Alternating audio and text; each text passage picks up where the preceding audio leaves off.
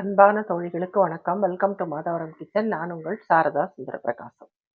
இன்னைக்கு நம்ம இந்த கத்திரிக்காய் பார்த்தீங்களா, பெரிய கத்திரிக்காய். இது பேரு பீட்டீன் கத்திரிக்காய் கூட சொல்லுவாங்க. இது ரொம்ப நல்லா இருக்குங்க டேஸ்ட்டு. இது வந்து ஒரு ஃப்ரை அந்த மாதிரி பண்ணால் ஈஸியாக வெந்துடும். அழகா சும்மா எண்ணெயில் ஃப்ரை பண்ணாவே வெந்துடும்.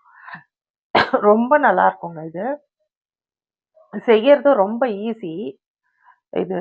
ஆனால் இங்கே வந்து நார்த் இந்தியாவில் தான் இதை வந்து ரொம்ப நிறைய ரெசிபிஸ் பண்ணுவாங்க. இதில் இங்கே வந்து நம்ம வந்து இதை வந்து சுட்டுட்டு பிராமின்ஸ் எல்லாம் இந்த கத்திரிக்காயை ஸ்டவ்வில் சுட்டுட்டு அதுக்கப்புறம் துவையல் மாதிரி அரைப்பாங்க. அதுவும் ரொம்ப நல்லாயிருக்கும். ஆனால் நான் இப்போ வந்து ஃப்ரை தாங்க பண்ண போகிறேன். ரொம்ப ஈஸியான ஃப்ரை, ஆனால் டேஸ்ட் அட்டகாசமாக இருக்கும்.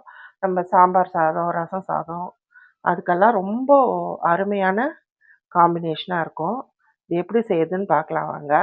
ஃபஸ்ட்டு நம்ம அதுக்கு இதை கட் பண்ணிக்கணும் ரவுண்ட் ரவுண்டாக.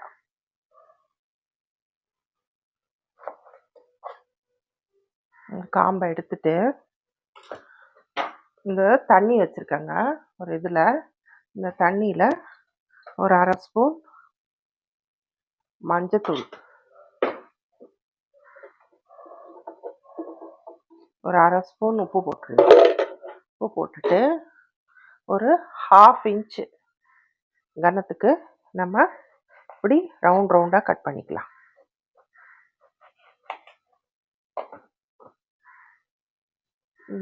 இந்த கனம் இருக்கணுங்க. இந்த கனத்துக்கு இது பாருங்க நம்ம கட் பண்ணிக்கலாம். இதை எல்லாத்தையும் கட் பண்ணிட்டேங்க. ஒரு கத்திரிக்காய் தான் நான் எடுத்தேன். இதில் எத்தனை பீஸ் வந்து பாருங்க. இப்போ இதை வந்து நம்ம இந்த தண்ணியில் கொஞ்ச நேரம் ஊற வச்சிடலாம், கருத்து போகாமல் இருக்கிறதுக்கு. நம்ம இதுக்கு ஒரு மசாலா ரெடி பண்ணணுங்க.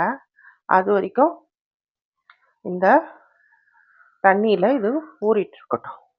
அப்போ தான் வந்து உங்களுக்கு கத்திரிக்காய் வந்து கருத்து போகாமல் இருக்கும். இல்லைன்னா கத்திரிக்காய் வந்து கருத்து போயிடும். அவ்வளோதாங்க. இது இப்படியே ஊறட்டும். பாருங்க, இது லேசாக இருக்குங்க, ஒரு மாதிரி பஞ்சு மாதிரி இருக்கும். அதனால மிதக்குது பாருங்க, உள்ளே போகல. அதனால் ஊறட்டும். இதுக்கு நம்ம ஒரு மசாலா ரெடி பண்ணிக்கலாம். இப்போது நான் ஒரு பெரிய தட்டு எடுத்துருக்கேங்க. இந்த தட்டில் நம்ம ஃபஸ்ட்டு சால்ட் போட்டுக்கலாம். சால்ட் வந்து பார்த்து போட்டுக்கோங்க, ஏன்னா நம்ம வந்து ஏற்கனவே தண்ணியில் சால்ட் போட்டிருக்கோம். ஒரு 1/2 ஸ்பூன் சால்ட்டு, 1/2 ஸ்பூன் மஞ்சத்தூள், 2 ஸ்பூன் கடல மாவுங்க. 2-2.5 ஸ்பூன் இருக்கும் கடல மாவு. இது வந்து கார்ன்ஃப்ளோர், இது ஒரு 1.5 டீஸ்பூன் கார்ன்ஃப்ளோர். அப்புறம் நம்ம காரத்துக்கு தகுந்த மாதிரி ஒரு 2 ஸ்பூன் மிளகாத்தூள், 1 ஸ்பூன் தனியாத்தூள், 1 ஸ்பூன் கரம் மசாலா,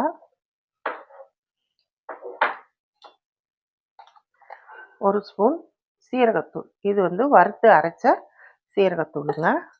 அதுக்கப்புறம் கொஞ்சமாக வந்து சாட் மசாலா வந்து ஒரு டீஸ்பூன் போடுறோம். சாட் மசாலா இது வந்து ஆப்ஷனல் தான். சாட் மசாலா உங்களுக்கு பிடிக்கலன்னா நீங்கள் அவாய்ட் பண்ணிடலாம்.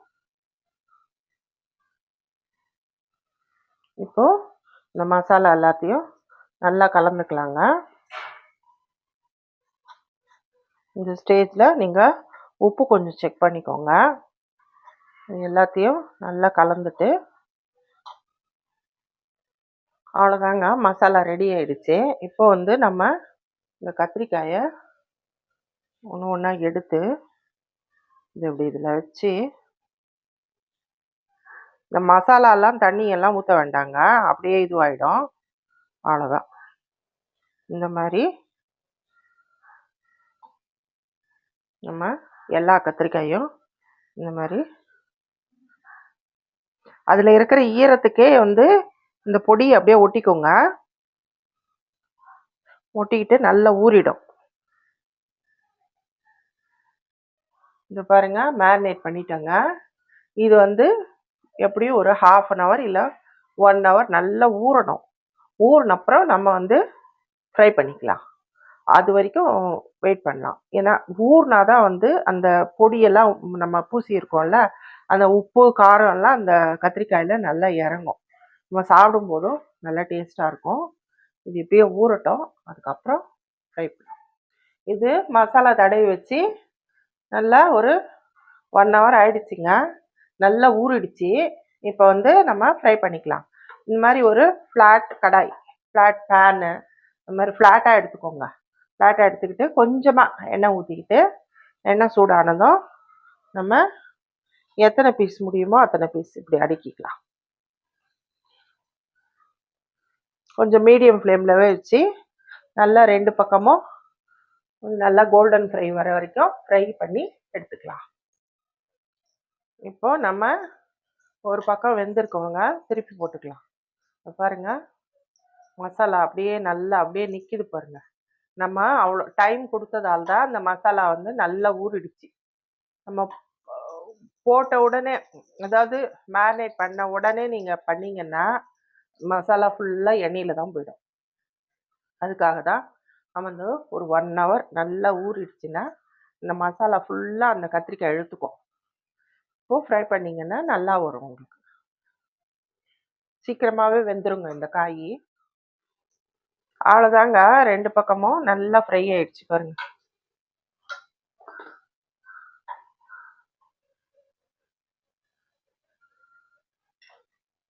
இந்த மாதிரி 2 பக்கமும் நல்லா ஃப்ரை ஆன உடனே எடுத்துருங்க.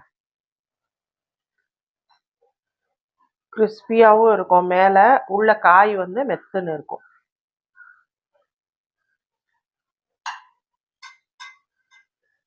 இதே மாதிரி இன்னொரு ஈடு போட்டுக்கலாம்.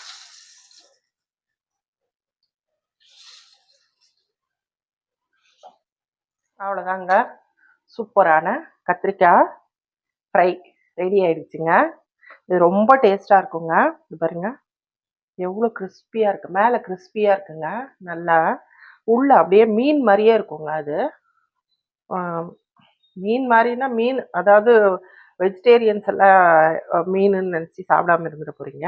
இது வந்து மீன் மாதிரி அப்படின்னா உள்ள சாஃப்டாக இருக்கும் அப்படின்ட்டு நல்லா இருக்குங்க. டேஸ்ட்டு ரொம்ப நல்லா இருக்கும். இது பாருங்க, பயங்கரமாக சுடுது. இப்போதான் எடுத்தேன். இது சாம்பார் சாதத்துக்கு, ரசம் சாதத்துக்கு, பருப்பு சாதத்துக்கு, பருப்பு சும்மாவே பருப்பு கடைஞ்சிக்கிட்டு இது நல்லா ஸ்பைஸியாக நிறைய மிளகாத்தூள் கூட போடலாம். இதில் போட்டுட்டு ஸ்பைஸியாக ஃப்ரை பண்ணி வச்சுக்கிட்டு சாப்பிட்டிங்கன்னா சூப்பராக இருக்குங்க. அவ்வளோ நல்லாயிருக்கும். இது கத்திரிக்காய் வந்து ஒரு சும்மா வதக்கும் போது அது வந்து வெந்துருங்க. உள்ள நல்லா மெத்துன்னு வெந்துடும். அப்படியே ஒரு மாதிரி இந்த வஞ்சரம் மீன் புட்டா எப்படி வரும் அந்த மாதிரி வருங்க. ரொம்ப டேஸ்ட்டாக இருக்கும். பாருங்க, ரொம்ப டேஸ்ட்டாக இருக்கும். இதே மாதிரி நீங்களும் செஞ்சு பாருங்கள். இது வந்து பெங்காலி ரெசிபி. பெங்காலில் இந்த மாதிரி பண்ணுவாங்க. இது மாதிரி இது ரொம்ப நல்லாயிருக்கும். இதே மாதிரி நீங்களும் செஞ்சு பார்த்துட்டு எனக்கு கமெண்ட் செக்ஷனில் தெரிவிங்க. இந்த ரெசிபி உங்களுக்கு பிடிச்சிருந்தா லைக் பண்ணுங்கள், ஷேர் பண்ணுங்கள், கமெண்ட் பண்ணுங்கள். ப்ளீஸ் ப்ளீஸ் ப்ளீஸ் சப்ஸ்கிரைப் பண்ணுங்கள்.